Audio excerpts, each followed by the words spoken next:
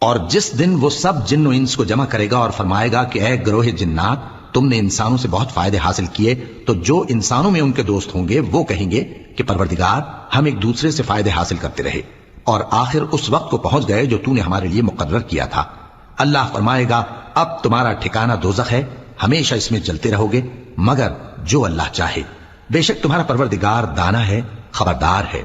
اور اسی طرح ہم ظالموں کو ان کے اعمال کے سبب جو وہ کرتے تھے ایک دوسرے کے قریب کر دیں گے۔ اے جنوں اور انسانوں کی جماعت، کیا تمہارے پاس تمہیں میں سے پیغمبر نہیں آتے رہے جو میری آیتیں تم کو پڑھ پڑھ کر سناتے اور تمہارے اس دن کے سامنے موجود ہونے سے ڈراتے تھے؟ وہ کہیں گے کہ پروردگار، ہمیں اپنے گناہوں کا اقرار ہے اور ان لوگوں کو دنیا کی زندگی نے دھوکے میں ڈال رکھا تھا اور اب خود انہوں نے اپنے اوپر گواہی دی کہ کفر کرتے تھے۔ اے نبی، یہ جو پیغمبر آتے رہے اور کتابیں نازل ہوتی رہیں تو اس لیے کہ تمہارا پروردگار ایسا نہیں کہ بستیوں کو ظلم سے ہلاک کر دے اور وہاں